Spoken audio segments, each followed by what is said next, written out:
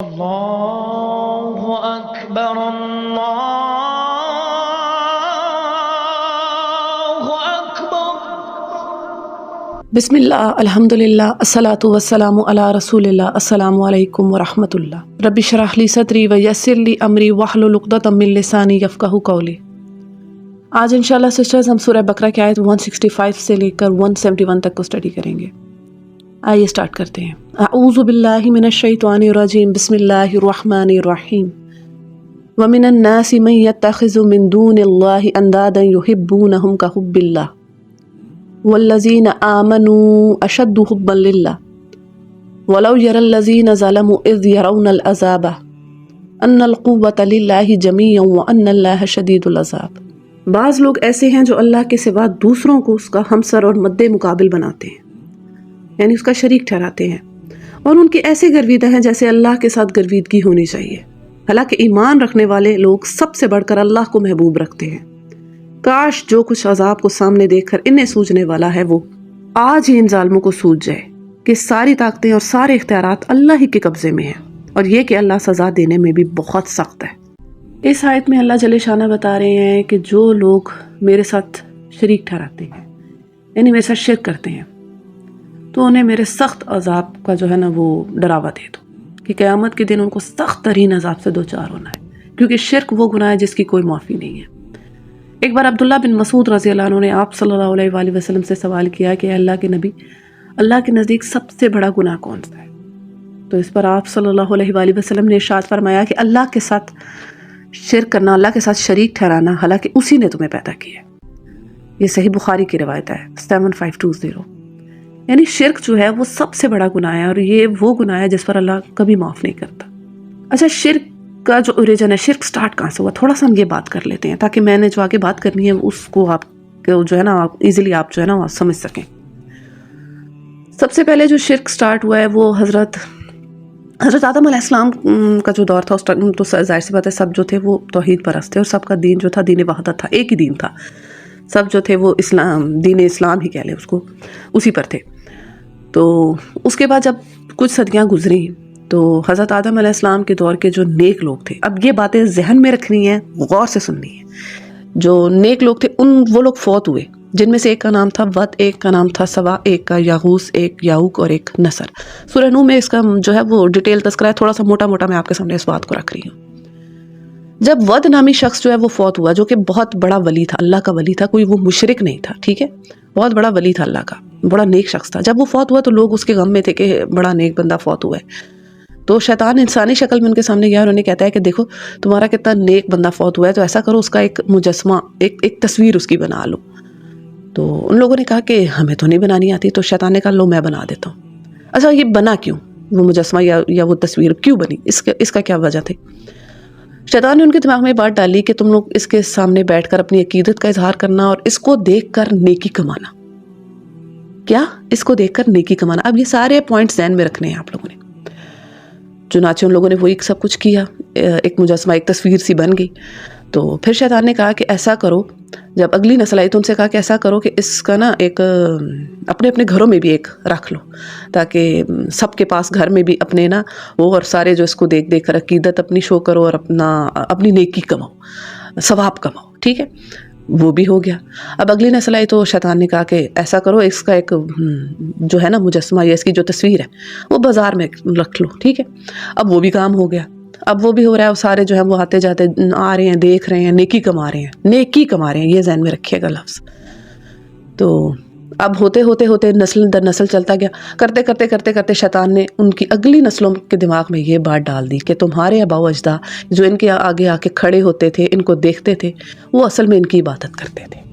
اب انتہائی غور طلب بات ہے کہ دیکھیں سٹارٹ جو ہوا وہ اس نیت سے نہیں ہوا تھا کہ عبادت کرنی ہے، انہوں نے اس نیت میں سٹارٹ کیا کہ ہم نیکی کمائیں گے، یعنی ایک نئی چیز انہوں نے نکالی جو کہ نہیں تھی، اور پھر وہ کرتے جو ہے وہ کس گمراہی کی طرف لے گیا کہ وہ ان کی اگلی نسلیں جو ہیں وہ شرک میں پڑ گئیں اس چیز کو لے کر، کیونکہ انہیں پچھلی بات یاد ہی نہیں رہی کہ اصل میں ہوا کیا تھا۔ اسی لیے کہا جاتا ہے کہ دین میں نئی چیز ایجاد نہ کریں، ہر بدعت گمراہی ہے، اور ہر گمراہی جو ہے وہ آگ میں لے جانے والی ہے۔ آپ صلی اللہ علیہ وآلہ وسلم کا ارشاد پاک ہے تو اس لیے دین میں نئی چیزیں نہیں ایجاد کرنی چاہیے جن کا، کیونکہ نئی چیز ایجاد کرنے کے بعد ایسے رزلٹس جو ہیں وہ کون جانے کہ آگے جا کے وہ چیز کیا شکل اختیار کر لے.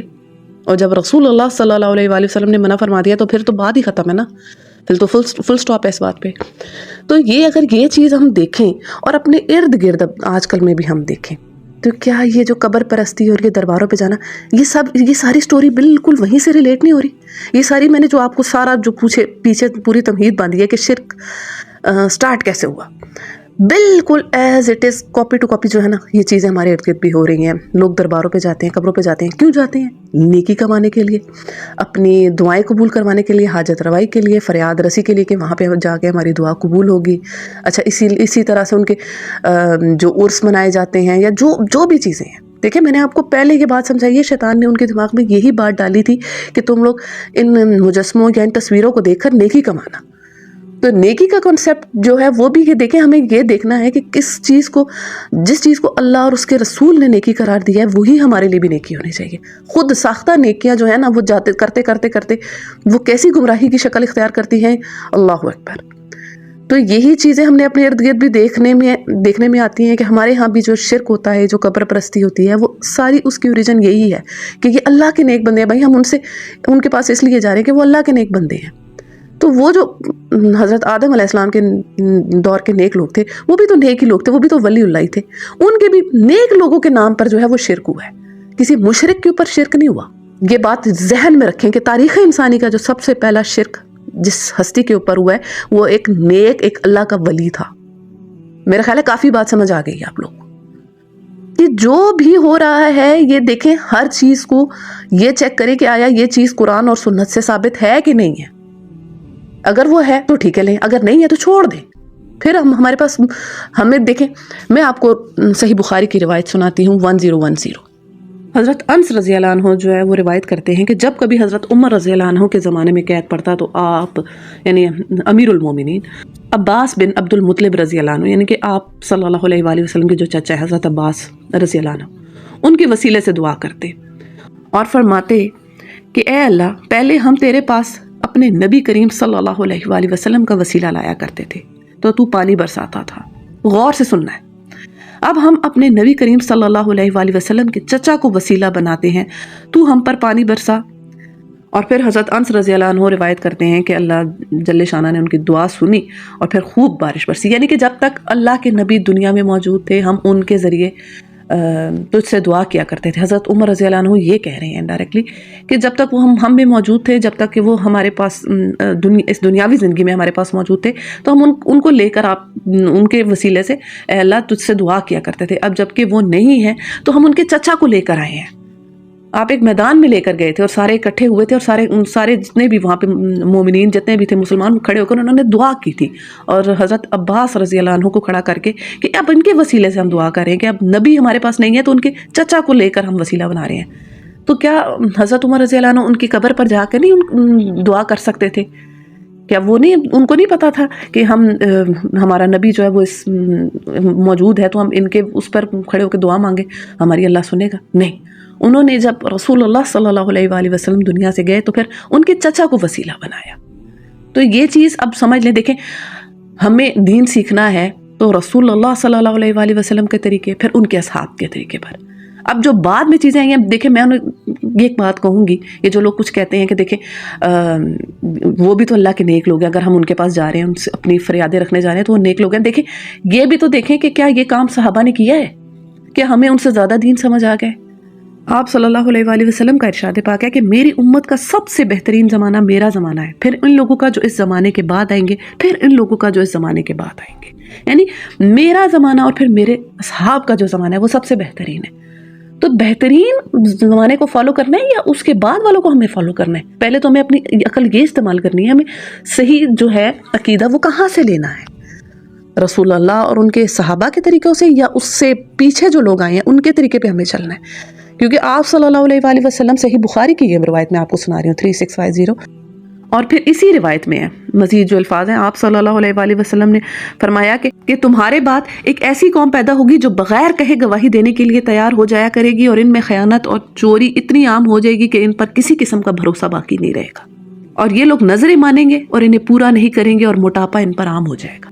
تو خدا را ہمیں عقل کے ناخن لینے ہیں اور اپنا جو عقائد ہیں وہ رسول اللہ صلی اللہ علیہ وآلہ وسلم اور آپ کے اصحاب کے طریقے سے لینے ہیں، نہ کہ جو اس کے بعد جو طریقے جو نئے نئے رائج کیے گئے ہیں۔ اور شرک سے بچنا ہے، کیونکہ شرک وہ گناہ ہے جو انسان کو ہمیشگی کی آگ میں ڈلوائے گا، ہمیشہ کی آگ ہے اس بندے کا مقدر جو شرک کر رہا ہے۔ سورہ کافرون پڑھا کریں، کیونکہ یہ سورہ جو ہے وہ شرک سے برات دیتی ہے۔ اور اسی طرح اس آیت میں جو ہے کہ والذین آمنوا اشد حبا للہ، جو ایمان والے ہیں وہ اللہ کی محبت میں شدید ہے، یعنی اور ہستیوں کو چھوڑ کر وہ صرف اللہ سے اور اللہ کے رسول سے محبت کرتے ہیں۔ اسی کے تعلق سے میں آپ کو روایت سناتی ہوں، بخاری کی روایت ہے۔ نبی اکرم صلی اللہ علیہ وآلہ وسلم نے ارشاد فرمایا کہ اس شخص نے ایمان کی حلاوت چکھ لی ہے۔ حلاوت سے مراد ہے مٹھاس۔ اس شخص نے ایمان کی مٹھاس چکھ لیا جس میں 3 چیزیں ہیں، اور وہ 3 چیزیں کیا ہیں؟ سب سے پہلے ہیں کہ اللہ اور اس کا رسول اس کو سب سے بڑھ کر محبوب ہو پوری دنیا میں، یعنی اللہ اور اس کے رسول کی خاطر وہ ہر قربانی کے لیے تیار ہو۔ یہ پہلا پوائنٹ ہے۔ دوسرا پوائنٹ ہے کہ کسی سے بھی محبت کرے تو صرف اور صرف اللہ کی خاطر کرے، یعنی اپنے دنیاوی غراض، اپنے اسٹیکس، اپنے فائدے، اپنے پروفٹ کے لیے کسی سے محبت نہ کرے، بلکہ اس کی محبت کس کے لیے ہونی چاہیے؟ اللہ کے لیے۔ اور کسی سے بغض رکھے تو وہ بھی اللہ کے لیے، اپنی دشمنی نہ ہو۔ اگر کوئی دشمن اس نے بنایا بھی ہے تو وہ اس بنا پر ہو کہ اللہ کا دشمن ہے تو یہ میرا دشمن ہے۔ تیسری چیز یہ ہے کہ اس کو آگ میں ڈالا جانا پسند ہو، لیکن ایمان کے بعد دوبارہ کفر کی طرف جانا اسے پسند نہ ہو، یعنی آگ میں پھینک دینے کے لیے تو وہ تیار ہو جائے کہ مجھے آگ میں پھینک دو، لیکن مجھے ایمان سے ہٹنے کا نہ کہو، ایمان چھوڑنے کا نہ کہو۔ تو یہ 3 چیزیں جس شخص میں ہیں اس شخص نے ایمان کی مٹھاس چکھ لی۔ اللہ ہم سب کو یہ مٹھاس چکھائے۔ اللہ اور اس کے رسول کی محبت اتنی امپورٹنٹ ہے کہ یہ ہر چیز سے بڑھ کر ہمارے دل میں ہونی چاہیے۔ اگر یہ نہیں ہے تو ایمان نہیں ہے۔ ایمان کی نشانی جو ہے وہ اللہ اور اس کے رسول کی محبت ہے صلی اللہ علیہ وآلہ وسلم۔ اور اسی کے تعلق سے میں آپ کو ابو داؤد کی روایت سناتی ہوں 3527۔ نبی اکرم صلی اللہ علیہ وآلہ وسلم نے ارشاد فرمایا کہ اللہ کے بندوں میں سے کچھ لوگ ایسے بھی ہوں گے جو نہ تو انبیاء ہوں گے اور نہ شہداء، لیکن قیامت کے دن اللہ کی طرف سے جو ان کو مقام اور مرتبہ ملے گا تو پھر اس پر انبیاء اور شہداء جو ہے وہ رش کریں گے۔ لوگوں نے پوچھا اللہ کے رسول آپ ہمیں بتائیں وہ کون لوگ ہیں؟ تو آپ صلی اللہ علیہ وآلہ وسلم نے فرمایا وہ ایسے لوگ ہیں جن میں آپس میں نہ تو کوئی خونی رشتہ ہے، نہ مالی لین دین اور نہ کوئی کاروبار، لیکن وہ اللہ کی ذات کی خاطر ایک دوسرے سے محبت رکھتے ہوں گے۔ یعنی اپنے دنیاوی فائدوں کے لیے نہیں ایک دوسرے کے ساتھ بیٹھ رہے، ایک دوسرے کے ساتھ محبت کرے یا لین دین کرے، صرف اور صرف اللہ کی خاطر ایک دوسرے سے محبت کرتے ہیں، اللہ کی خاطر ملتے ہیں، اللہ کی خاطر ان کا سب کچھ ہے۔ ہر کسی سے محبت کریں، کسی سے نفرت کریں، صرف اور صرف اللہ کی ذات کی خاطر۔ اور حدیث کے مزید جو الفاظ ہیں وہ انتہائی غور طلب ہیں۔ قسم اللہ کی ان کے چہرے نور ہوں گے، وہ خود پر نور ہوں گے، انہیں کوئی ڈر نہ ہوگا جبکہ لوگ ڈر رہے ہوں گے، یعنی کہ لوگوں پر ڈر ہوگا تو ان لوگوں پر کوئی ڈر نہیں ہوگا، سارے اور لوگ جو ہیں وہ ڈر رہے ہوں گے، یہ لوگ جو ہیں وہ بے ڈر ہو جائیں گے اس دن، ان کے اوپر کوئی وہ نہیں ہوگی، ٹینشن نہیں ہوگی۔ انہیں کوئی رنج اور غم نہ ہوگا جبکہ سب لوگ رنج اور غم میں مبتلا ہوں گے۔ اور پھر آپ صلی اللہ علیہ وآلہ وسلم نے سورہ یونس کی آیت تلاوت فرمائی، الا ان اولیاء اللہ لا خوف علیہم ولا هم یحزنون۔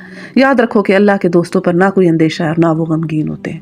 ہاں جی، ہم میں سے بھی جو چاہتا ہے نا کہ قیامت کے روز اس کا چہرہ بھی جو ہے وہ نور سے دھمکے، اس کے اوپر نور ہو، اس کو کوئی خوف نہ ہو، اسے کوئی ٹینشن نہ ہو، جب سب لوگ خوف اور ٹینشن میں ہوں گے، غم میں ہوں گے، تو آج اس دنیا میں اللہ سے محبت کرے، اللہ کے رسول سے محبت کرے، اور اللہ اور اس کے رسول کی محبت میں اللہ کے بندوں سے محبت کرے، صرف اور صرف اللہ کی خاطر۔ تو آج یہ اپنے دلوں سے رنجشیں نکال کر، کیونکہ شیطان انسان کو جو ہے نا وہ اس سائڈ لاتا ہے اور ورغلاتا ہے اور دلوں میں نفرتیں ڈالتا ہے، یہ ساری نفرتیں دلوں سے نکال کے اللہ کے بندوں سے محبت کرے، اللہ کے بندوں کے خیر خواہ بن جائے، اس کا بہت بڑا اجر و ثواب ہے۔ اور اس آیت کا جو مین لیسن ہے اس کو ضرور سمجھنا ہے کہ شرک سے بچنا ہے ہمیں، شرک کی ہر قسم سے بچنا ہے ہمیں، اور اپنے آپ کو اور اپنے ارد گرد اور ہر بندے کو جو ہے وہ ہمیں اس چیز کی تلقین کرنی ہے کہ خود کو شرک سے بچائے۔ بے شک شرک جو ہے وہ بہت بڑا ظلم ہے، ان الشرک لظلم عظیم۔ بڑھتے ہیں اگلی آیت کی جانب۔ اذ تبرأ الذین اتبعوا من الذین اتبعوا ورأوا العذاب وتقطعت بهم الاسباب۔ جب وہ سزا دے گا اس وقت کیفیت یہ ہوگی کہ وہی پیشوا اور رہنما جن کی دنیا میں پیروی کی گئی تھی اپنے پیرووں سے بے تعلقی کا اظہار کریں گے، مگر سزا پا کر رہیں گے اور ان کے سارے اسباب اور وسائل کا سلسلہ کٹ جائے گا۔ یعنی جب قیامت کا روز ہوگا تو وہی جو پیشوا ہوں گے جنہوں نے لوگوں کو غلط رستے پر لگایا ہوگا، تو وہ اپنے جو ان کے فالوورز ہوں گے ان سے کہہ دیں گے کہ بھائی آج تو ہم تم سے بیزار ہیں، ہم نے نہیں تم سے شرک کروایا تھا، یا ہم نے تمہیں نہیں غلط رستے کی طرف آنے کا کہا تھا، تم خود آئے تھے۔ تو وہ اب جو پہلے دنیا میں جو ایک دوسرے کے ساتھ لگے ہوئے تھے نا، ایک پیر ایک مرید یا ایک جو بھی کہہ لیں کوئی بھی اور چیز ہو جائے، جو جس کے پیچھے بلائنڈلی جس کو فالو کر رہا ہے، کوئی بھی کسی بھی جو ہے وہ ادارے میں سپوز ہو جائے، وہ کیا ہوگا کہ ادھر جب قیامت کے روز ہوں گے تو ایسے ہو جائیں گے کہ ان کا آپس میں کوئی تعلق نہیں ہے، اور وہ ایک دوسرے سے جو ہے نا وہ لا تعلق ہو جائیں گے، ہمارا تم سے کوئی تعلق نہیں، ہم نے تو تمہیں نہیں کہا تھا کہ تم اللہ کو چھوڑ کر یا قرآن اور حدیث کو چھوڑ کر ہمارے طریقے پر آؤ، ہمارا تم سے کوئی تعلق نہیں ہے۔ تو اس دن ندامت سے بہتر انسان آج عقل سے کام لینا اپنی، اور اپنا جو ہے وہ اپنے عقیدوں کو ٹھیک کرے، کیونکہ اس دن تو ہاتھ ملنے سے بہتر ہے۔ تو ابھی اسی دنیا میں اپنی غلطیوں کی ہمیں اصلاح کرنی ہے، اس سے پہلے کہ جو وقت ہمارے ہاتھ سے چلا جائے اور پھر ہمارے ہاتھ کچھ نہ آئے۔ بڑھتے ہیں اگلی آیت کی جانب۔ وقال الذين اتبعوا لو ان لنا كرة فنتبرأ منهم كما تبرأوا منا كذلك يريهم الله اعمالهم حسرات عليهم وما هم بخارجين من النار۔ اور وہ لوگ جو دنیا میں ان کی پیروی کرتے تھے کہیں گے کہ کاش ہم کو ایک موقع پھر دیا جاتا، تو جس طرح آج یہ ہم سے بیزاری کا اظہار کر رہے ہیں، ہم ان سے بیزار ہو کر دکھاتے، یوں اللہ ان لوگوں کو وہ اعمال جو یہ دنیا میں کر رہے ہیں ان کے سامنے اس طرح لائے گا کہ یہ حسرتوں اور پشیمانیوں کے ساتھ ہاتھ ملتے رہیں گے، مگر آگ سے نکلنے کی کوئی راہ نہ پائیں گے۔ ہاں جی، یعنی جب وہی جو ابھی ہم نے پچھلی آیت میں بات کی کہ جو وہ جن کو انہوں نے فالو کیا ہوگا دنیا میں کسی بھی غلط عقیدے میں، جس کو انہوں نے فالو کیا ہوگا، وہ جب ان سے کہیں گے کہ ہمارا تم سے کوئی تعلق نہیں، ہم نے نہیں تم سے کہا تھا کہ شرک کرو، تو اس ٹائم جو ان کے فالورز ہوں گے وہ دل میں کہیں گے کہ کاش ایک بار ہم دوبارہ دنیا میں جائیں، اور جیسے یہ آج ہم سے لا تعلقی کا اظہار کر رہے ہیں نا آج بروز قیامت، اسی طرح ہم ان سے لا تعلق ہو جائیں اور اپنے جو اعمال ہیں ان کو اصلاح کریں۔ لیکن حقیقت یہ کہ وہ لوگ دوبارہ بھی اگر بھیجے جائیں تو دوبارہ بھی یہی اعمال کریں گے، اور اسی طرح شیطان جو ہے وہ بھی بری و ذمہ ہو جائے گا اس دن، کہے گا میں نے جتنے وعدے کیے تھے، سورہ ابراہیم کی آیت نمبر 22 میں ان اللہ وعدکم وعد الحق، بے شک اللہ کا وعدہ سچا تھا اور میرے وعدے جھوٹے تھے، میں نے تمہیں جتنے بھی سب وعدے کھائے تھے وہ سب کے سب جو تھے وہ جھوٹے تھے۔ یعنی وہ بھی اپنے جتنے بھی ہوں گے ان سے کہے گا کہ میرا تم لوگوں سے کوئی لین دین نہیں ہے، میں نے تو بس جو کام کروانا تھا تم لوگوں سے ادھر کروا لیا، تم لوگ کو جہنم کا جو تھا ایندھن بنانا تھا وہ میں نے بنا دیا، اب تم لوگ خود جانو، کوئی میرا تم پہ زور تو نہیں تھا نا۔ تو یہ چیز ہمیں سمجھنی ہے کہ شیطان اور اس کے جتنے چیلے چپاٹے ہیں، ان کی ساری جو آرمی ہے، اس کا یہی ان کا مین جو ہے پرپز ہے کہ وہ ہم سے یہاں پہ شرک کروا لیں، اور پھر جب ادھر قیامت کے دن جب ہوگا تو سب جو ہوں گے وہ بیزار ہو جائیں گے اور کہیں گے ہم نے تو نہیں کروایا تھا، ہم نے تھوڑی نہ کروایا تھا۔ اچھا، اس پر میں چھوٹی سی ایک بات کروں گی، تھوڑا سا نا اس مسئلے کو میں چاہ رہی ہوں میں آپ لوگوں سے ڈسکس کر لوں کہ بعض لوگ کہتے ہیں کہ ہم فلاں جگہ گئے تو ہماری جو حاجت تھی وہ پوری ہو گئی، ہماری فلاں منت پوری ہو گئی، یا ہمارا جو کام نہیں بن رہا تھا وہ ہو گیا۔ دیکھیں، اگر یہی ہمارا لٹمس ٹیسٹ ہے کہ ہم فلاں جگہ گئے، ہم نے وہاں پہ اپنی فریاد رسی کی اور ہماری دعا قبول ہو گئی، تو میں یہ کہوں گی کہ جو لوگ بتوں کے آگے کھڑے ہوتے ہیں یا اس طرح سے جیوز کرسچنز جن کے عقائد بالکل غلط ہیں ان کی بھی دعائیں قبول ہو رہی ہیں، تو اس کا مطلب پھر وہ لوگ بھی ٹھیک ہیں۔ یعنی جو لوگ کہتے ہیں ہم قبروں پہ گئے، دربار پہ گئے، ہمارا یہ کام ہو گیا، ہمارا وہ بات بن گئی، ہمارا فلاں مسئلہ حل ہو گیا، تو اس کا مطلب ہے کہ یہ جو کام ہے یہ ٹھیک ہے۔ تو یہ تو اگر ہم اس بات کو دلیل بنائیں گے تو پھر جو بتوں کو پوج رہے ہیں وہ لوگ بھی ٹھیک ہیں۔ اور اسی طرح جو دجال جب آئے گا وہ تو ایسے ایسے معجزے دکھائے گا، بارش برسائے گا اور صرف ان لوگوں کو رزق دے گا جو اسے مانیں گے، تو پھر ایسے ضعیف والاعتقاد لوگوں کا اس ٹائم کیا حال ہوگا کہ جن کو جہاں سے کچھ ملے گا وہ اسی کو سمجھیں گے کہ یہی رستہ ٹھیک ہے۔ اور کہتے ہیں کہ دجال کی جو سب سے زیادہ پیروکار ہوں گی وہ خواتین ہوں گی، کیونکہ وہ ان کے مردہ جو بچے ہوں گے وہ زندہ کر دے گا، تو عورتیں خوش ہو جائیں گی، ہاں اس نے تو زندہ کر دیا، یہی خدا ہے۔ تو یہی ہمیں چیز دیکھنی ہے کہ اگر ہمارا کام کسی جگہ سے نکل رہا ہے تو ضروری نہیں کہ وہ جگہ ٹھیک بھی ہو۔ اللہ جل شانہ کا یہ طریقہ ہے کہ جو انسان جس طرف لگتا ہے اللہ اس کو اسی طرف لگا دیتا ہے۔ دعا اللہ ہی سن رہا ہے، سب کو اللہ ہی دے رہا ہے۔ نان مسلم ہم سے زیادہ فلرش کر رہے ہیں، ان کے پاس زیادہ مال ہے، زیادہ رزق ہے ہم مسلمانوں سے۔ اگر ہم اس طرح دیکھیں تو پھر تو ان کے عقیدے بھی ٹھیک ہوں گے نا۔ لیکن اللہ نے دنیا میں یہ نظام نہیں رکھا ہوا، اللہ جل شانہ کا یہ طریقہ ہے جو جس طرف جاتا ہے اللہ اس کے لیے وہی در کھول دیتا ہے۔ جو گمراہی لیتا ہے نا، جو ان درباروں پہ یا اس طرح کے شرکی عقائد کی طرف جاتا ہے، اللہ کہتا ہے ٹھیک ہے تم اسی طرف چلے جاؤ، کام تمہارا میں نے کر دیا، دنیا میں تمہیں دے دیا، آخرت تمہاری یہی ہے۔ اور جو ہدایت کا راستہ مانگتا ہے اللہ اس کے لیے ہدایت کا راستہ کھولتا ہے۔ اسی پہ میں تھوڑی سی ایک اور چیز کہوں گی کہ بعض اوقات جو لوگ ہیں نا وہ یہ بات کہتے ہیں کہ کچھ اس طرح کے مسئلے آتے ہیں، بچے کہتے ہیں، مطلب لوگ کہتے ہیں کہ ہمارے بچوں کے اوپر جنات آ گئے ہیں، اور وہ جو جن ہیں وہ کہتے ہیں کہ ہم نے فلاں دربار پہ جانا ہے، تو تب جب آپ ہمیں ادھر لے کے جائیں گے تو ہم اس بچے کو چھوڑ دیں گے، ہم اس کو آزاد کر دیں گے۔ تو دیکھیں ایک چیز سمجھنے کی ہے کہ یہ جو خبیث جنات ہوتے ہیں یہ شیاطین میں سے ہوتے ہیں، اور شیاطین اور ان جنات کے جو یہ خبیث جنات ہوتے ہیں جو لوگوں کو تنگ کرتے ہیں، ان کے آپس میں ایگریمنٹس ہوتے ہیں۔ شیاطین انہیں کہتے ہیں کہ تم ان کو کہنا کہ ہمیں فلاں دربار پہ لے کے جائیں، اور جب لوگ دربار پہ ادھر چلے جائیں گے، یعنی کہ ہمارا مقصد تو ان سے شرک کروانا ہے، جب ہم ان سے شرک کروا لیں گے تو تم نکل جانا، اور وہ بندہ جو ہے وہ مشرک ہو جائے گا، یعنی اس کا عقیدہ خراب ہو گیا۔ اب جب دوبارہ اس کے ساتھ یہ مسئلہ ہوگا وہ دوبارہ بھی کسی دربار ہی پہ جائے گا۔ یعنی ہمیں تو مین مقصد ہے کہ بندے سے، انسان سے شرک کرانا، کیونکہ شیطان انسان کا کھلا دشمن ہے، اس نے کسی نہ کسی طرح سے شرک کروانا ہے، تو شرک تو اس نے کروا لیا، اب وہ بندے کو چھوڑ دے گا کہ ٹھیک ہے جی، اب اس کے ذہن میں تو یہ بات ڈل گئی ہے کہ یہاں سے کام بنتا ہے، یہاں سے اس کی جو ہے حاجت ہے وہ پوری ہو رہی ہے، یہاں سے اس کا مسئلہ حل ہو رہا ہے، اب لگا رہے وہ ساری زندگی اس پہ، ہم نے تو صرف اس سے یہی کام لینا تھا۔ تو یہ جو چیزیں ہیں خدا را ہمیں انہیں دنیا میں ان کو سمجھنا ہے، تاکہ قیامت کے روز جو ہے وہ ہمیں جو ہے وہ ندامت اور پشیمانگی ہو، اس سے بہتر ہے دنیا میں ہم جو ہے اس چیز کو سمجھ لیں اور اپنے عقیدوں کو ٹھیک کریں۔ ضروری نہیں کہ جو چیز ہمیں جہاں سے فائدہ دے رہی ہے وہی ٹھیک بھی ہے اور وہی ہمارا خدا ہے۔ اللہ اکبر۔ تو شرک سے جو ہے وہ ہمیں بچنا ہے۔ سورہ کافرون کی زیادہ سے زیادہ جو ہے وہ آپ جب نماز پڑھیں تو سورہ کافرون کو پڑھا کریں، دعا میں پڑھا کریں، اور فارغ وقت میں بھی آپ پڑھ لیا کریں۔ بڑھتے ہیں اگلی آیت کی جانب۔ یا ایھا الناس قلوا مما فی الارض حلالا طیبا ولا تتبعوا خطوات الشیطان انہ لکم عدو مبین۔ لوگوں، زمین میں جو حلال اور پاک چیزیں ہیں انہیں کھاؤ اور شیطان کے بتائے ہوئے راستوں پر نہ چلو، وہ تمہارا کھلا دشمن ہے۔ یعنی اللہ جل شانہ اس آیت میں ارشاد فرما رہے ہیں کہ جو چیزیں میں نے تمہیں حلال دی ہیں، جو تمہارے لیے حلال کی ہے، اے لوگوں ان کو خود ساختہ اپنے اوپر حرام نہ ٹھہراؤ۔ شعبی رحمہ اللہ علیہ فرماتے ہیں کہ ایک شخص نے نظر مانی کہ وہ اپنے لڑکے کو ذبح کرے گا۔ یہ اس شخص نے نظر مانی تھی کہ اپنے لڑکے کو ذبح کرے گا، یعنی اس کا جو بھی کوئی کام تھا کہ وہ کام ہوگا تو میں اپنے لڑکے کو ذبح کروں گا۔ تو جب یہ بات حضرت مسروق رحمہ اللہ علیہ کے علم میں آئی تو انہوں نے اس پر یہ فتویٰ دیا کہ وہ شخص مینڈا ذبح کرے، اپنے بیٹے کو نہ ذبح کرے بلکہ مینڈے کو ذبح کرے۔ اور پھر انہوں نے یہ بتایا کہ یہ جو ہے یہ خطوات شیطان میں سے ہے، یہ نظر ماننا کہ اپنے بیٹے کو ذبح کرنا۔ مطلب بیٹے کو کون ذبح کرتا ہے؟ یہ کہاں سے ہے؟ یہ کون سے دین میں یہ بات آئی ہے؟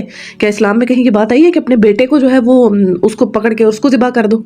کسی جگہ یہ حکم آیا ہے؟ حضرت ابراہیم علیہ السلام کو جب اللہ جل شانہ نے حکم دیا تھا تو اللہ جل شانہ نے مینڈا دے دیا تھا اس کے جو ہے وہ آلٹرنیٹ میں، وہ تو صرف ٹیسٹ تھا نا ان کا۔ تو اب کوئی خود ساختہ دین میں یہ چیز نکالے کہ میں ایسی منت مان رہا ہوں اپنے بیٹے کو ذبح کرنے کی، تو یہ کیا ہے؟ یہ شیطان کے فٹ سٹیپس ہیں۔ These are all foot steps of Shaitan. شیطان کے جو ہے وہ نقش قدم پہ چلا جا رہا ہے کہ وہ ایسی الٹی سیدھی منتیں منوا رہا ہے۔ اسی طرح حضرت ابن مسعود رضی اللہ عنہ ایک دن بکری کے کھر کو نمک لگا رہے تھے۔ غور سے سننی ہے یہ بات۔ آپ بکری کے کھر کو نمک لگا رہے تھے تو ایک شخص جو آپ کے پاس بیٹھا ہوا تھا وہ دور جا کر تھوڑا دور ہو کے بیٹھ گیا، آپ سے تھوڑا ہٹ کر چلا گیا وہاں سے۔ آپ نے فرمایا اسے کہ کھاؤ، اس نے کہا نہیں میں نہیں کھاؤں گا۔ تو آپ نے پوچھا کیا روزے سے ہو؟ یعنی وہ کھا نہیں رہا تھا نا، آپ اس پر نمک لگا رہے تھے تو وہ کھا نہیں رہا تھا اور خود کو نا سائڈ پہ اس نے کر لیا۔ تو اس نے کہا نہیں میں تو اسے اپنے اوپر حرام کر چکا ہوں۔ آپ نے یہ فرمایا کہ یہ شیطان کی راہ ہے، اپنی قسم کا کفارہ دو اور اسے کھا لو۔ یعنی اس نے اپنے اوپر کوئی منت لگائی ہوئی تھی، کوئی قسم ڈالی ہوئی تھی کہ میں نے آج کے بعد بکری کا کھر جو ہے وہ نہیں کھانا۔ تو جب حضرت ابن مسعود رضی اللہ عنہ اس پر نمک لگا رہے تھے تو پہلے تو وہ سائڈ پر ہو گیا، خود کو کنٹرول کر رہا ہے کہ کہیں میں کھانے نہ لگ جاؤں۔ تو اس پر ابن مسعود رضی اللہ عنہ نے اسے بتایا کہ اپنی جو قسم ہے اس کا کفارہ دو، یعنی کہ جو کہ تم نے ایسی الٹی سیدھی قسم کھائی ہوئی ہے اس کا کفارہ دو اور اسے کھاؤ، کیونکہ حلال ہے یہ تمہارے لیے۔ حلال چیز کو اپنے اوپر خود حرام کرنا یہ شیطان کی پیروی ہے، یہ شیطانی رستہ ہے۔ اور اسی طرح حضرت عبداللہ بن عباس رضی اللہ عنہما کا فتویٰ ہے کہ جو قسم ہم غصے کی حالت میں کھاتے ہیں، تو یا کوئی قسم کھاتے ہیں یا کوئی ایسی چیز جو ہم غصے کی حالت میں کوئی نظر ایسی مان جائیں کہ ہم مثال کے طور پہ ہم کسی سے کہہ جائیں کہ ہم نے اس شخص کے ساتھ آج کے بعد تو بات کرنی نہیں ہے۔ مثال کے طور پہ کوئی بیوی کی منت مان لے یا قسم کھا لے کہ میں نے اپنے شوہر کے ساتھ آج کے بعد بات ہی نہیں کرنی، غصے میں کوئی لڑائی ہوگی کسی بات پہ، تو کہا گیا ہے کہ یہ سارے جو ہیں یہ چیزیں یہ شیطان کے رستہ ہے، یہ اللہ کی طرف سے نہیں کہ ہم نے اللہ کے لیے قسم کہی۔ اللہ کی ایسی کوئی قسم نہیں لیتا جس میں معصیت ہو، جس میں گناہ کا ایلیمنٹ ہو۔ تو یہ چیز دیکھنی ہے، ایسی قسم جو ہم غصے کی حالت میں کھا رہے ہیں کسی کے ساتھ لڑائی کرتے ہوئے، یہ کوئی قسم نہیں ہے، ایسی قسم کا کفارہ دیں اور اس کو جو ہے وہ ختم کریں۔ اچھا ایک چیز بڑی امپورٹنٹ ہے، میں آپ لوگوں سے یہ ضرور ڈسکس کرنا چاہوں گی۔ دیکھیں اپنے غصے کو ہمیں بہت جو ہے نا وہ دیکھنا ہے، اپنے غصے کو کنٹرول کرنا ہے، کیونکہ دیکھیں شیطان کو پتہ ہوتا ہے اگر کوئی شخص بہت عبادت گزار ہے تو شیطان کے دیکھ لیتا ہے کہ اس کی عبادت اچھی ہے، اس کی دعائیں بھی قبول ہو رہی ہیں، یہ خود کو بچا لیتا ہے حرام کاموں سے بھی، اور کئی طرح سے اس نے اپنے آپ کو سیو کیا ہوا ہے۔ پھر شیطان اس پر پتہ ہے کون سا اٹیک کرتا ہے، حملہ کرتا ہے، شیطان اس کو غصہ دلاتا ہے پھر اس کو، اور پھر وہ جب وہ شخص غصہ کرتا ہے اور غصہ کر کے پھر وہ اللہ کی ناراضگی جو ہے وہ اپنے اوپر لے لیتا ہے۔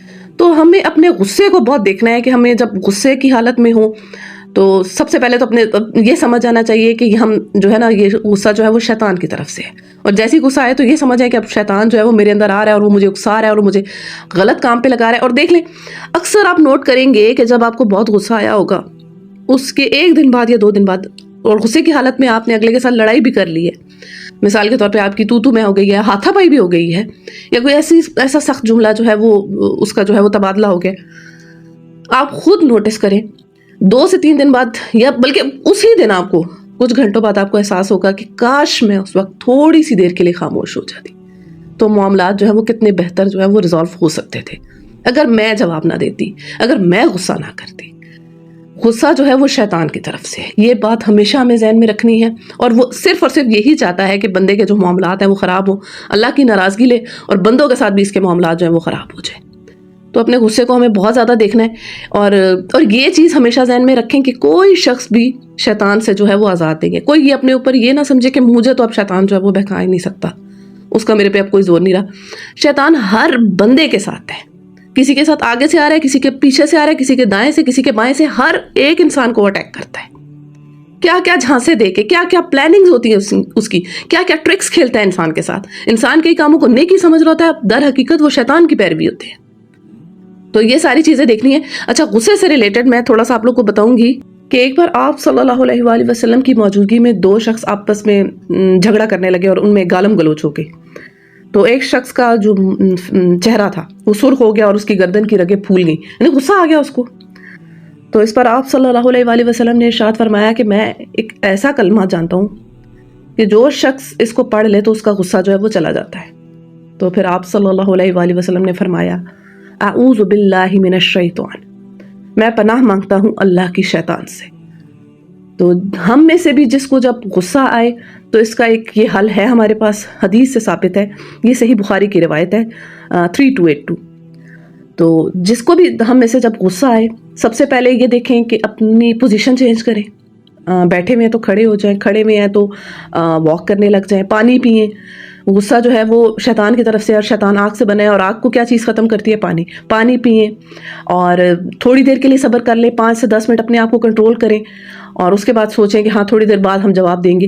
تو 5 سے 10 منٹ کے بعد جو ہے وہ آپ کا غصہ آٹومیٹکلی جو ہے نا وہ کافی حد تک جو ہے وہ کنٹرول ہو جائے گا، کیونکہ یہ وہ چیز ہے، میں اس پہ زیادہ ایمفیسائز اس لیے کر رہی ہوں کہ اکثر لوگ اپنے باقی چیزوں کو کنٹرول کر لیتے ہیں لیکن ان کا غصہ ان کے قابو میں نہیں ہوتا۔ وہ جب غصہ آتا ہے تو پچھلا سارا جتنا بھی انہوں نے کیا ہوتا ہے نا کہ برداشت کی ہوتی ہے کوئی بات، کسی چیز پہ صبر کیا ہوتا ہے، وہ جب اکٹھا سارا نکلتا ہے تو سارا کا سارا جو ہوتا ہے وہ ایک دفعہ ہی جو ہوتا ہے نا سارا کسر نکل جاتی ہے۔ تو اس لیے اپنے غصے کو ہمیں بہت دیکھنا ہے۔ بچوں کے اوپر اسپیشلی خواتین کو بہت آتا ہے، ہسبینڈ کے ساتھ لڑائی ہوگی تو غصہ آ گیا، اور ہسبینڈ کا غصہ بچوں پہ نکل رہا ہے، اب بچوں کی غلطی بھی کوئی نہیں ہے۔ تو یہ تھوڑی سی چیز ہمیں دیکھنی ہے، اور اس کلمے کو جو ہے نا ہم نے پڑھتے رہنا ہے جب بھی ہم غصے کی حالت میں ہوں، اعوذ باللہ من الشیطان۔ اور جو اس آیت پہ آیا ہے نا کہ حلال اور پاک چیزیں کھاؤ، یعنی کہ جتنی بھی حلال چیزیں اللہ تعالیٰ نے ہمارے اوپر حلال کی ہیں ہم نے ان کو کھانا ہے، خود ساختہ اپنے اوپر کوئی پابندی نہیں لگانی۔ صحیح مسلم کی روایت ہے 2865، رسول اللہ صلی اللہ علیہ وآلہ وسلم فرماتے ہیں کہ اللہ جل شانہ ارشاد فرماتا ہے کہ میں نے جو مال اپنے بندوں کو دیا ہے اسے ان کے لیے حلال کر دیا ہے، میں نے اپنے بندوں کو موحد پیدا کیا ہے مگر شیطان نے اسے ان سب کو دین حنیف سے ہٹا دیا اور میری حلال کردہ چیزوں کو ان پر حرام کر دیا۔ اللہ جل شانہ ارشاد فرما رہے ہیں میں نے تو ان کو موحد پیدا کیا تھا مگر شیطان نے ان کو دین سے بھی ہٹا دیا اور حلال چیزوں کو انہوں نے خود اپنے اوپر جو ہے وہ حرام کر لیا۔ اچھا، اسی کے تعلق سے میں ایک چھوٹی سی جو ہے نا ایک بات کرنا چاہوں گی کہ ہمارے ہاں آج کل کئی دفعہ دیکھا گیا کہ لوگ کچھ جگہوں پہ جاتے ہیں اور اس کے بعد واپس آ کے کہتے ہیں کہ اب ہم نے فلان چیز جو ہے وہ نہیں کھانی۔ میرا اپنا ایک ایسا ایکسپیرینس ہوا ایک خاتون کے ساتھ، وہ کہہ رہی تھی کہ میں نے سیب نہیں کھانا، کہ میں نے منت مانی بھی ہے۔ تو مجھے بڑی حیرانگی ہوئی اس بات سے کہ میں نے کہا یہ کیسی کس قسم کی منت ہے؟ اب بھلا سیب نہ کھانا، اس کی یہ کیا تک بنتی ہے اس چیز کی؟ تو یہ سب چیزیں کیا ہیں؟ اسی طرح کوئی شخص یہ کہہ دے کہ میں نے فلاں رنگ کا کپڑا نہیں اب کبھی زندگی میں پہننا، ٹھیک ہے.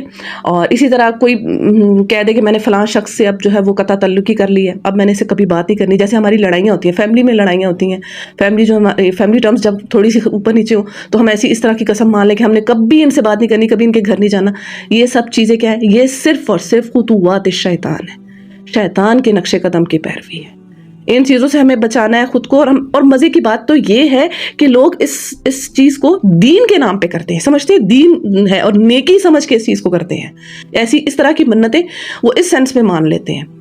تو یہ سب کیا ہے؟ یہ شیطانی رستہ ہے، اور اس شیطانی رستے سے ہمیں بچنا ہے، کیونکہ اللہ جل شانہ اس آیت میں خود بتا رہے ہیں کہ شیطان تمہارا کھلا دشمن ہے. کھلا دشمن ہے. ایک ہوتا ہے چھپا ہوا دشمن، یہ ہمارا کھلا دشمن ہے جو کوئی موقع ہاتھ سے نہیں جانے دیتا، اور وہ ہمارا دشمن ہے اور ہمیں بھی اس کو اپنا دشمن ہی سمجھنا ہے.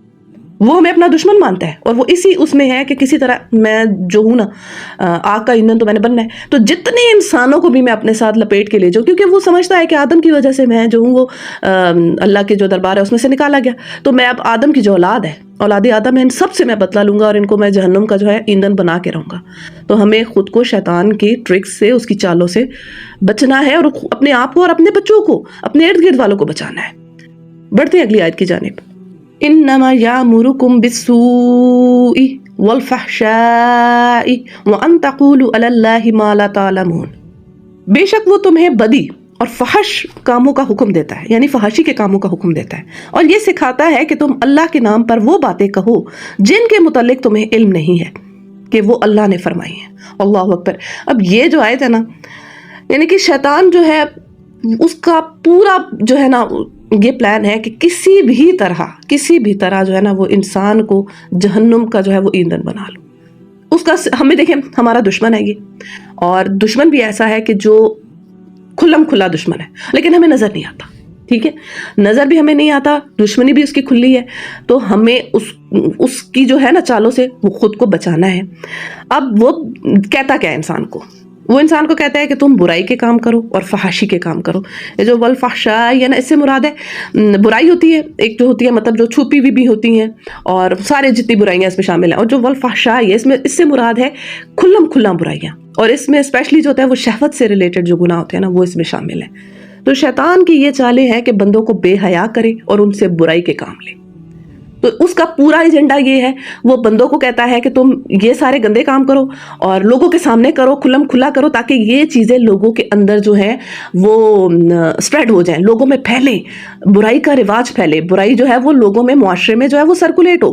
ایک چھپ کے جو گناہ ہو رہا ہے وہ اس کا تو کسی کو پتہ نہیں چل رہا، کھلم کھلا کرو تاکہ دوسرے بھی دیکھیں، وہ بھی وہ کام سٹارٹ کر دیں. ایسا لباس پہنو، ایسا جو ہے وہ بیہودہ لباس پہن کے شادیوں میں جاؤ تو تاکہ تمہیں دیکھ کر باقی لوگ بھی کہیں ہاں بھائی کتنی ماڈرن لڑکی آئی ہے، کیا ڈریس پہنا ہوا اس نے. اسی طرح اور فضول قسم کی چیزیں، فضول قسم کے کام جو ہے وہ کھلم کھلا کرو تاکہ تمہیں دیکھ کر اور لوگ بھی جو ہے وہ یہ کام سٹارٹ کر دیں.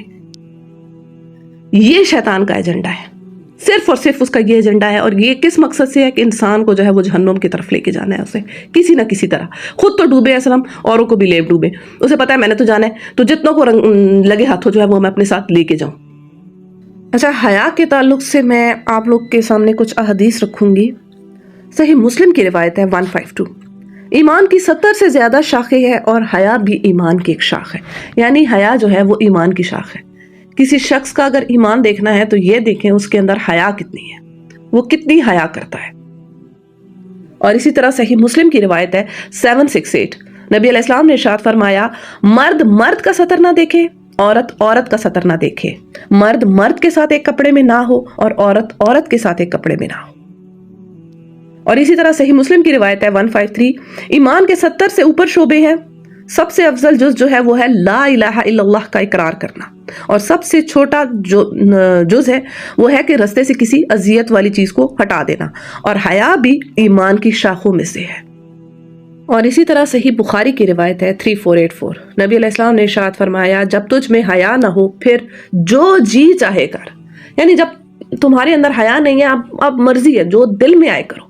صحیح بخاری کی روایت ہے 4634. اللہ سے زیادہ کوئی اور غیرت مند نہیں ہے، یہی وجہ ہے کہ اس نے بے حیائیوں کو حرام قرار دیا ہے، خواہ وہ ظاہر ہوں یا پوشیدہ ہوں. اور اللہ کو اپنی تعریف سے زیادہ کوئی اور چیز پسند نہیں. یعنی اللہ سب سے زیادہ غیرت والا ہے، اسی لیے اس نے بے حیائیوں کے کاموں کو حرام قرار دیا ہے. اور اب میں آپ کو سنن ترمذی کی روایت سنانے والی ہوں 2458. انتہائی غور طلب ہے یہ روایت، بہت غور سے سننا ہے. نبی علیہ السلام نے ارشاد فرمایا اللہ تعالیٰ سے شرم و حیا کرو جیسا کہ کرنے کا حق ہے. تو صحابہ نے عرض کیا اللہ کے رسول ہم اللہ سے شرم و حیا کرتے ہیں اور اس پر اللہ کا شکر ادا کرتے ہیں. پھر آپ صلی اللہ علیہ وآلہ وسلم نے ارشاد فرمایا حیا کا یہ حق نہیں ہے جو تم نے سمجھا ہے. اللہ سے شرم و حیا کرنے کا یہ حق ہے کہ تم اپنے سر اور اس کے ساتھ جتنی چیزیں ہیں ان سب کی حفاظت کرو. اپنے سر اور اس کے ساتھ جتنی چیزیں ان کی حفاظت کرنے سے مراد یہ ہے کہ اپنا سر جو ہے وہ غیر اللہ کے سامنے نہ جھکاؤ، ریاکاری نہ کرو. تمہاری عبادت صرف اور صرف اللہ کے لیے ہونی چاہیے. اپنی آنکھ، کان، ناک، ان سب چیزوں کی حفاظت کرو کیونکہ سر کے اندر آتی ہیں نا. تو آنکھوں سے جو ہے وہ حرام چیزوں کو نہ دیکھو، کانوں سے حرام چیزیں نہ سنو، جس طرح میوزک ہو گیا. آنکھوں سے جو ہو گیا جیسے جو فحاشی کے کام ہو گئے، جو چیزیں ہم دیکھ رہے ہیں، جن چیزوں کو منع کیا گیا، ان سب چیزوں کی حفاظت کرو. اور اسی طرح مزید آپ صلی اللہ علیہ وآلہ وسلم نے ارشاد فرمایا، حدیث کے الفاظ ہیں کہ اور پھر اپنے پیٹ اور اس کے اندر جتنی چیزیں ان کی حفاظت کرو. یعنی پہلے اپنے سر اور اس کے اندر جتنی چیزیں ان کی حفاظت کرو اور پھر اپنے پیٹ اور اس کے اندر جتنی چیزیں ان کی حفاظت کرو. اب پیٹ کے اندر کیا کیا آتا ہے؟ یعنی حرام کمائی سے اپنے پیٹ کو نہ بھرو، اپنے دل کو ایسی چیزوں کی طرف نہ لگاؤ، اپنی شرمگاہ کو بچاؤ، اپنے پاؤں کو ایسی جگہوں پہ نہ لے کے جاؤ جہاں پہ جو ہے وہ اللہ کی جو ہے وہ مطلب جہاں بے حیائی کے کام ہو رہے ہیں ان سب جگہوں سے جو ہے وہ حیا کرو. اللہ سے حیا کرو، یعنی اللہ نے جن کاموں سے منع کیا ان کاموں سے رک جاؤ، اللہ کا تقوی اختیار کرو. اور اس کے بعد آپ صلی اللہ علیہ وآلہ وسلم نے مزید ارشاد فرمایا کہ موت اور ہڈیوں کے گل سڑ جانے کو یاد رکھو، اور جسے آخرت کی چاہت ہو وہ دنیا کی زیب و زینت ترک کر دے. بس جس نے یہ سب کیا تو حقیقت میں اس نے اللہ تعالیٰ سے حیا کی جیسا کہ اس سے حیا کرنے کا حق ہے. یعنی آپ صلی اللہ علیہ وآلہ وسلم نے ارشاد فرمایا کہ اپنے سر کی اور اس کے اندر جتنی چیزیں ہیں ان کی حفاظت کرو، اور اس کے ساتھ ساتھ اپنے پیٹ کی اور اس کے اندر جتنی چیزیں ہیں، پیٹ کے اندر جو چیزیں ہیں ان کی حفاظت کرو، اور آخرت سے ڈرو. یہ جو چیزیں ہیں یہ ہے اللہ کا حق ادا، اللہ سے حیا کرنے کا حق ادا کرنا. بندوں سے بھی حیا اور ان کے رب سے بھی حیا، یہ ہے حیا کا اصلی مفہوم. اچھا اب بات کرتے ہیں اس چیز پر کہ ہم اپنے آپ کو شیطان سے بچائیں کیسے. وہ تو ہمیں برائی اور جو ہے وہ فحشی کے کاموں کا حکم تو دے رہے ہیں، ہم کیسے بچیں اس سے؟ تو اس کا جو حل ہے وہ میں آپ کو قرآن سے پیش کرتی ہوں. سورہ عنکبوت کی آیت نمبر 45 پہ ذرا غور کرتے ہیں. اللہ جل شانہ ارشاد فرماتے ہیں ان الصلاۃ تنہی عن الفحشاء والمنکر، بے شک نماز جو ہے وہ بے حیائی اور برائی کے کاموں سے روکتی ہے. تو شیطان اپنی ٹرک کھیل رہا ہے، ہمیں اپنی ٹرک اس کی جو ٹرک ہے نا اس کو کاؤنٹر کرنے کے لیے اپنا جو ہتھیار ہے وہ ہے نماز. ہمیں نماز کو اپنی جو ہے نا وہ پکا کرنا ہے. اب کچھ لوگ کہیں گے ہم تو نماز پڑھتے ہیں لیکن پھر بھی برائی کے کام ہم سے ہو رہے ہیں، تو میں کہوں گی کہ اپنی نماز کو وہ لوگ امپروو کریں. اس کا مطلب ہے کہ نماز میں جو ہے نا کچھ کمی ہے. سپوز ٹائم پہ نہیں اگر پڑھ رہے، یا اس کے ارکان جو ہے وہ ٹھیک سے ادا نہیں ہو رہے، یا کہیں کچھ کمی ہوتی ہے جس کی وجہ سے جو ہے نا وہ ہم سے گناہ ہو رہے ہوتے ہیں. کیونکہ قرآن میں یہ بات آ چکی ہے کہ نماز جو ہے وہ بے حیائی اور برائی کے کاموں سے روکتی ہے. تو جو شیطان کر رہا ہے اس کا آگے سے ہتھیار ہمارے پاس نماز ہے. دیکھیں ہمارا جو دشمن ہے نا، ایک دشمن ہوتا ہے جو آپ کو نظر آتا ہے، آپ اس کے ساتھ جو ہے وہ فائٹ کر لیتے ہیں، ہاتھوں سے فائٹ کر لی، گولی کے ساتھ اس کو مار دیا، یا کوئی بھی اور طریقے ہیں. یہ جو ہمارا دشمن ہے یہ ہمیں نظر نہیں آتا. تو اب ہمیں یہ دیکھنا ہے کہ یہ جو دشمن ہے یہ اٹیک کن کن رستوں سے کرتا ہے. ہمیں وہ رستے جو ہے نا وہ بلاک کرنے ہیں، کہاں سے وہ آ رہا ہے، ہمیں اپنے آپ کو بچانا ہے. تو اب آپ لوگوں نے کرنا کیا ہے؟ ہم سب نے ایک تو ذکر کی حالت میں رہنا ہے. صبح شام کے جو اذکار ہیں ان کی پابندی کرنی ہے، ٹھیک ہے؟ یعنی کہ صبح جو اذکار کرنے ہیں وہ بھی کریں، شام کو جو اذکار کرنے ہیں وہ بھی کریں، تاکہ اپنے آپ کو جو حفاظت کا قلعہ ہے اس کے اندر ہم محفوظ کر لیں، شیطان سے اپنے آپ کو بچا لیں. سورہ بقرہ کی تلاوت اگر سپوز پوری سورت اگر آپ سے ایک دن میں کمپلیٹ نہیں ہو رہی تو اس کو کچھ ڈیز کے اندر کر لیں، ایک ویک کے اندر بے شک کمپلیٹ کر لیں، آہستہ آہستہ پڑھ لیں، اچھے سے پڑھ لیں. اور اسی طرح آیت الکرسی کا اہتمام کریں. صبح کے وقت بھی جو ہے سورج طلوع ہونے سے پہلے آیت الکرسی پڑھیں، اور مغرب کی نماز سے پہلے جو ہے وہ 20 سے 25 منٹ پہلے جو اذکار کا ٹائم ہے اس میں آپ آیت الکرسی پڑھیں اور صحیح میننگ کے ساتھ پڑھیں. اور اسی طرح کوئی کام کرنے سے پہلے جو ہے وہ اس کا جو مسنون دعائیں ہمیں بتائی گئی ہیں ان دعاؤں کا اہتمام کریں. مثال کے طور پر کھانا کھانے سے پہلے کی جو دعا ہے وہ پڑھیں، کھانا کھانے کے بعد کی جو دعا ہے وہ پڑھیں. اسی طرح گھر میں داخل ہونے لگے تو دعا پڑھیں، گھر سے نکلنے لگے تو دعا پڑھیں. اور ایک اور چیز ہے جو بہت امپورٹنٹ ہے، خاص کر کے جب آپ واش روم میں جانے لگیں تو واش روم کی جو دعا ہے اس کا خاص اہتمام کیا کرے، کیونکہ یہ جو شیاطین اور خبیث جنات ہیں یہ واش رومز کے اندر جو ہے ان کا وہ زیادہ ہوتا ہے، ان کی خوراک ہوتی ہے وہاں پہ، تو یہ وہاں سے زیادہ جو ہے نا ان کا اٹیک کرنے کا جو وہ چانس ہوتا ہے وہ زیادہ ہوتا ہے انسانوں کے اوپر۔ تو واش روم کی جو دعا ہے اس کا خاص کر کے اہتمام کریں، اپنی صفائی کا خیال رکھیں۔ اور ایک چیز میں اور کہوں گی کہ میاں بیوی جب ازدواجی تعلقات قائم کرنے لگے تو اس سے پہلے جو ہے وہ دعا پڑھیں۔ صحیح بخاری میں جو دعا ہے وہ درج ہے، اس کی حدیث نمبر 3271 نمبر پہ وہ دعا درج ہے، تو وہ دعا جو ہے وہ اس سے پہلے پڑھیں، کیونکہ اگر نہیں پڑھتے تو وہ کیا ہوتا ہے شیطان بھی اس عمل میں داخل ہو جاتا ہے، اور تو پھر جو وہ اولاد آتی ہے اس پر بھی شیطان کا اثر ہوتا ہے، کیونکہ جس کام میں شیطان گیا ہے اپنا اثر تو چھوڑے گا۔ اور اسی طرح خواتین جب ڈیلیوری کا وقت ہو تو آیت الکرسی پڑھتی رہیں تاکہ وہ جو بچہ ہے وہ شیطان سے بچ سکے۔ تو یہ چند ایک چیزیں ہیں کہ جن سے ہم اپنے آپ کو جو ہے نا شیطان کے حملوں سے، جہاں جہاں سے وہ حملہ کرتا ہے تو ہم اپنے آپ کو اس سے بچا سکتے ہیں۔ ہر وقت ذکر کی حالت میں رہیں، یہ بہت امپورٹنٹ ہے، کیونکہ جو شخص ذکر سے غافل ہوتا ہے، سورہ زخرف میں ہے وَمَن يَعْشُ عَن ذِكْرِ الرَّحْمَنِ نُقَيِّضْ لَهُ شَيْطَانًا فَهُوَ لَهُ قَرِينٌ، جو شخص رحمان کی یاد سے غفلت برتتا ہے تو ہم اس پر ایک شیطان مسلط کر دیتے ہیں اور وہ اس کا ساتھی ہو جاتا ہے۔ تو جب بھی آپ ذکر سے غافل ہوں گے تو کوئی نہ کوئی جو ہے شیطان جو اپنی ٹرک کھیل جائے گا آپ کے اوپر۔ دوسروں کے ساتھ کاموں میں ہیلپ کریں، ان کی مدد کریں تاکہ ہم جو ہے وہ بیزی رہیں، فارغ نہ ہم رہیں، اور بدگمانی سے بچیں۔ ہر وقت جو ہے وہ دوسروں کے بارے میں جو ہمارے دماغ میں بدگمانیاں آتی ہیں ہم نے ان سے بچنا ہے، دوسروں کی خیر خواہی سوچنی ہے، دوسروں کے لیے ہمیشہ دل میں اچھے جذبات رکھنے ہیں، کیونکہ شیطان کا ایک رستہ یہاں سے بھی ہے کہ وہ بندوں کے متعلق ہمارے دل میں بدگمانیاں ڈالتا ہے، ان کے لیے بری سوچیں ہمارے دماغ میں لاتا ہے کہ اس کا جو ہے نا بندوں کے ساتھ جو ہے وہ معاملہ جو ہے وہ خراب ہو۔ اور ایک اور چیز بہت امپورٹنٹ ہے، شیطان کی جو چالیں ہیں نا ان سے اللہ کی پناہ مانگنی ہے۔ دیکھیں اگر آپ نے کہیں جانا ہے، وہاں پہ کوئی کتا کھڑا ہوا ہے اور وہ مسلسل آپ پہ اٹیک کر رہا ہے تو کیا کریں گے؟ تھوڑا ایک دفعہ ہنکائیں گے، اس کو سائڈ پہ کریں گے، پھر دوبارہ بار بار کیسے ہنکائیں گے اس کو؟ پھر آپ کیا کریں گے؟ اس کے مالک کو بلائیں گے، کہیں گے یار اس کو سائڈ پہ کرو، ہمیں یہاں سے گزرنا ہے۔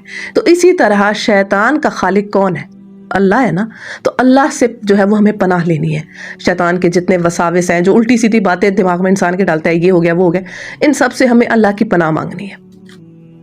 اور اس کے لیے میں آپ کو سورہ مومنون کی آیت نمبر 97 اور 98 میں جو دعا درج ہے میں آپ کو وہ بتاتی ہوں۔ اس دعا کو یاد کرنا ہے اور اس دعا کو جب بھی آپ نماز پڑھیں اس میں آپ اپنی دعاؤں میں اس کو مانگا کریں۔ ربی اعوذ بک من ہمزات الشیاطین واعوذ بک ربی ان یحضرون، میرے رب میں شیطان کے وسوسوں سے تیری پناہ مانگتا ہوں، اور اے میرے رب میں تیری پناہ مانگتا ہوں اس سے کہ وہ میرے پاس ہے، یعنی اے اللہ میں تجھے یہ پناہ مانگتا ہوں کہ اس کا کوئی نہ تو وسوسہ مجھے آئے، اور اس بات سے بھی پناہ مانگتا ہوں کہ وہ میرے قریب آئے، میرے پاس بھی نہ آئے شیطان۔ میں شیطان کو اپنے پاس آنے سے بھی جو ہے وہ تیری پناہ میں آتا ہوں۔ تو جب آپ اللہ سے پناہ مانگیں گے تو بے شک اللہ پناہ دے گا۔ بڑھتے اگلی آیت کی جانب۔ وَإِذَا قِيلَ لَهُمُ اتَّبِعُوا مَا أَنزَلَ اللَّهُ قالوا بل نتبع ما ألفينا عليه آباءنا أولو كان آباؤهم لا يأكلون شيئا ولا يهتدون، ان سے جب کہا جاتا ہے کہ اللہ نے جو احکام نازل کیے ہیں ان کی پیروی کرو تو جواب دیتے ہیں کہ ہم اس طریقے کی پیروی کریں گے جس پر ہم نے اپنے باپ دادا کو پایا ہے۔ اچھا اگر ان کے باپ دادا نے عقل سے کچھ بھی کام نہ لیا ہو اور راہ راست نہ پائی ہو تو کیا پھر بھی انہیں یہی پیروی کیے چلے جائیں گے؟ یعنی وہی بات آگئی، اندھی تقلید کریں گے، جو ہو رہا ہے جو چلتا آ رہا ہے ہم بھی وہی کریں گے، بلائنڈ فالوئنگ کریں گے۔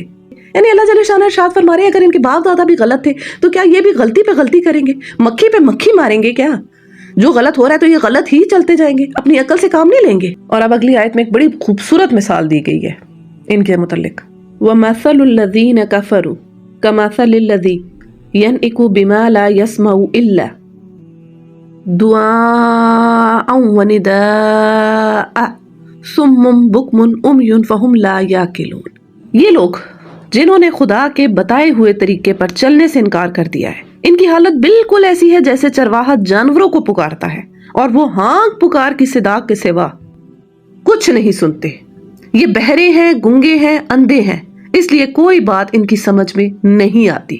اس آیت میں اللہ جل شانہ نے ایک تمثیل بیان کیا، ایک ایگزامپل بیان کیا ان لوگوں کی جو کہ اندھی تقلید کرتے ہیں، بلائنڈ فالوئنگ کرتے ہیں، دین میں نئی نئی بدعتیں نکالتے ہیں یا بدعتوں کی پیروی کرتے ہیں، بدعتوں پر عمل کرتے ہیں، یا جو غلط سلط ہو رہا ہے اسی کو فالو کیے جا رہے ہیں۔ اس کے لیے اللہ جل شانہ نے اتنی خوبصورت مثال بیان کی ہے کہ جیسے چرواہا اپنے ریوڑ کو ہانکتا ہے تو ایک آواز بھی لگاتا ہے نا، اپنے ریوڑ کو ہانکتے وقت، تو جو اس کا ریوڑ ہوتا ہے وہ سارا لائن میں ہو جاتا ہے، ایک وہ اس میں ہو جاتا ہے، مطلب ایک جمگٹھے کی شکل میں ہو جاتا ہے، اور ادھر ادھر جو ہو رہے ہوتے ہیں جانور وہ سارے جو ہوتے ہیں وہ اکٹھے ہو جاتے ہیں، اور اس کے پیچھے پیچھے جو ہوتے ہیں وہ چلنے لگ جاتے ہیں، وہ سارے جو ہے نا اس سارے پیٹرن کو فالو کرتے ہیں جہاں سارے چل رہے ہوتے ہیں۔ تو اللہ جل شانہ ارشاد فرما رہے ہیں کہ ان کی مثال بالکل ایسی ہی ہے کہ جو ان کو بتا دیا گیا ہے ان کے باپ داداؤں کی طرف سے، جس چیز پر یہ چلے آ رہے ہیں انہیں کوئی پتہ نہیں ہے وہ جو چیز جس کو ہم فالو کر رہے ہیں وہ صحیح ہے بھی کہ نہیں، اس میں خیر ہے بھی کہ نہیں، وہ بھلا کام ہے بھی کہ نہیں، بس اندھا دھن جو ہے وہ اسی کی تقلید میں لگے ہوئے ہیں کہ سب کر رہے ہیں ہم بھی پیچھے پیچھے کریں گے، جیسے سب چل رہے ہیں، جدھر سارے چل رہے ہیں، ہم نے اپنے گھر والوں کو، اپنے آباء و اجداد کو جس کام پہ پایا ہے ہم بھی وہی کام کیے جائیں گے۔ اور اس تمثیل کا ایک اور پہلو بھی ہے، وہ بھی میں آپ کے سامنے رکھتی ہوں کہ دیکھیں جیسے کوئی جانور ہو، ایک تو پیٹ جانور ہوتا ہے نا ہمارا، تو اس کو تو ہم کچھ تھوڑا بہت سدھایا ہوا ہو تو ہماری باتیں سمجھ رہا ہوتا ہے، لیکن اگر ایک ویسے کوئی جانور ہے اس کے سامنے ہم بول رہے ہیں، کوئی باتیں کر رہے ہیں، تو وہ ہماری باتیں تو نہیں سمجھ رہا کہ ہم اسے کیا کہہ رہے ہیں، کیونکہ وہ اس کو ہماری زبان ہی سمجھ نہیں آ رہی۔ تو یہ لوگ ایسے ہیں جو کہ مطلب بتوں کے سامنے کھڑے ہو کے اپنی منتیں مرادیں مانگ رہے ہیں، یا کسی دربار پر یا کسی جگہ پہ اپنی جو مرادیں اپنی حاجتیں رکھ رہے ہیں، تو ان کی مثال بالکل ایسی ہے جیسے انسان کسی جانور کے ساتھ باتیں کر رہا ہو اور وہ جانور اس کی کوئی بات نہ سن رہا ہو نہ سمجھ رہا ہو۔ تو ان لوگوں کی مثال بالکل ایسی ہے جو کہ حق کے راستے کو چھوڑ کر، عقل کے راستے کو چھوڑ کر، فہم کے راستے کو چھوڑ کر جو ہے وہ غلط روش پر جو ہے وہ چلے جا رہے ہیں، اور جو غلط سلط ہو رہا تھا اسی کو فالو کیے جا رہے ہیں۔ تو انتہائی خوبصورت مثال اللہ جل شانہ نے ان لوگوں کی بیان کی ہے۔ دیکھیں ایک چیز ہمیشہ یاد رکھیے گا، اپنے پلو سے باندھ لیں کہ کسی بھی چیز کو فالو کرنا ہے، یا کسی بھی چیز پہ یا کسی بھی کام پہ ہم نے عمل کرنا ہے تو اس کو دلیل کی بنیاد پہ کرنا ہے۔ ہماری بیس جو ہونی چاہیے وہ دلیل ہونی چاہیے، نہ کہ گمان کی پیروی نہیں کرنی، دلیل کے اوپر چلنا ہے کہ آیا یہ چیز جس کو ہم کر رہے ہیں کہیں سے ثابت بھی ہے، کہیں لکھی ہوئی بھی ہے، کہیں اس کا کوئی ہے ہمارے پاس پروف، اگر نہیں ہے تو اس کام کو چھوڑ دیں، اس چیز پہ چلے جو آپ کو قرآن و سنت سے، حدیث سے ثابت شدہ چیز ملے اس کو لیں، اس کے علاوہ باقی چیزوں کو چھوڑ دیں۔ کبھی گمان کی پیروی نہ کریے گا، گمان انسان کو صرف اور صرف گمراہی کی طرف لے کے جاتا ہے۔ اللہ تعالیٰ سے دعا ہے کہ اللہ تعالیٰ ہمیں قرآن و سنت کی صحیح معنوں میں پیروی کرنے کی توفیق عطا فرمائے، اور اللہ ہمیں اپنے ہدایت یافتہ بندوں میں سے کرے۔ تو یہ تھا ہمارا آج کا لیکچر، اور آج کے اس لیکچر کو میں اینڈ کروں گی سنن ترمذی کی ایک روایت کے ساتھ۔ 2305 اس کا نمبر ہے۔ ایک بار آپ صلی اللہ علیہ وآلہ وسلم نے ارشاد فرمایا ہے کہ کون ہے جو مجھ سے ان کلمات کو سیکھ لے اور ان پر عمل کرے، یا پھر کسی ایسے شخص کو سکھلائے جو ان پر عمل کرے۔ یعنی آپ صلی اللہ علیہ وآلہ وسلم نے ارشاد فرمایا کہ کون ہے جو مجھ سے ان کلمات کو سیکھ لے اور ان پر عمل کرے، یا پھر کسی ایسے شخص کو بتا دے جو کہ ان پر عمل کرے۔ تو حضرت ابو ہریرہ رضی اللہ عنہ نے انہوں نے ہاتھ کھڑا کیا، انہوں نے کہا یا اللہ کے رسول، میں ان کلمات کو سیکھوں گا۔ تو پھر آپ صلی اللہ علیہ وآلہ وسلم نے 5 باتیں جو ہے وہ گن کر بتائیں۔ اب آپ لوگوں نے انتہائی غور سے سننا ہے۔ نبی علیہ السلام نے ارشاد فرمایا، سب سے پہلی بات، تم حرام چیزوں سے بچو، سب لوگوں سے زیادہ عابد رہو گے۔ یعنی خود کو جب حرام کاموں سے بچاؤ گے تو تم سب سے زیادہ جو ہو کے عبادت گزار بن جاؤ گے، آٹومیٹکلی بن جاؤ گے۔ انسان جب ظاہر سی بات ہے حرام کام چھوڑے گا تو پھر اس سے نیکیاں ہی ہوں گی، نیکی کام کرے گا نا، پھر جب حرام چھوٹا ہوا ہے تو پھر نیکیاں ہی اس سے ہو رہی ہیں۔ یہ پہلی بات نبی علیہ السلام نے ارشاد فرمائی۔ دوسری بات آپ صلی اللہ علیہ وآلہ وسلم نے ارشاد فرمائی کہ اللہ کے تقسیم شدہ رزق پر راضی رہو، سب لوگوں سے زیادہ بے نیاز رہو گے۔ یعنی جو اللہ نے تمہیں دے دیا اس میں خوش رہو، اس میں کنٹینٹ رہو، اس میں سیٹسفائیڈ رہو۔ تمہیں کسی کا رزق دیکھ کر، کسی کا مال دیکھ کر جو ہے وہ حسد نہیں ہوگی، تمہارے دل میں وہ کیا کہتے ہیں نا، کڑن نہیں آئے گی کہ فلاں کے پاس اتنا ہے تو میرے پاس اتنا کم کیوں ہے۔ جو اللہ نے تمہیں دیا اس میں خوش رہو، تم بے نیاز ہو جاؤ گے۔ اور بے نیاز جو ہوتا ہے نا، ایسی خوبصورتی والی کیفیت ہے کہ انسان کو فکر ہی کوئی نہیں ہے کہ ہو کیا رہا ہے ارد گرد۔ کسی کو کچھ دیکھ کر انسان کو کچھ بھی جو ہے وہ نیگیٹو فیلنگ نہیں آ رہی، اور یہ سب سے بڑی نعمت ہے اللہ کی۔ تیسری نصیحت جو نبی علیہ السلام نے کی وہ یہ تھی کہ اپنے پڑوسی کے ساتھ احسان کرو، سچے پکے مومن رہو گے۔ یعنی اپنے پڑوسی کے ساتھ اچھا سلوک کرو، تم سچے پکے مومن بن جاؤ گے۔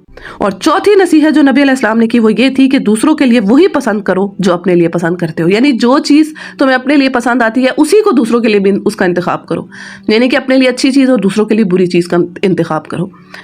اور آخری جو بات، 5ویں بات جو آپ نے کہی وہ یہ کہ زیادہ نہ ہنسو، کیونکہ زیادہ ہنسنا دل کو مردہ کر دیتا ہے۔ سبحان اللہ، دیکھیں کتنی پیاری 5 نصیحتیں کی ہیں۔ اس حدیث کو بے شک یاد کر لیں اور ان 5 باتوں کو ہر وقت نے جو ہے نا دماغ میں ریمائنڈ کرتے رہیں کہ یہ چیزیں ہم نے کرنی ہے، اور ہر حال میں جو ہے نا ان چیزوں پہ ہمارا عمل ہونا چاہیے۔ حدیث کے الفاظ بھی بے شک آپ یاد کر لیں۔ آخر میں اللہ تعالیٰ سے دعا ہے کہ اللہ تعالیٰ ہم سب پر رحم کرے اور تمام امت مسلمہ کو بخشے، ہم سب پر اللہ تعالیٰ کا فضل و کرم ہو۔ دعاؤں میں تمام مسلمانوں کو یاد رکھیے گا۔ السلام علیکم ورحمۃ اللہ۔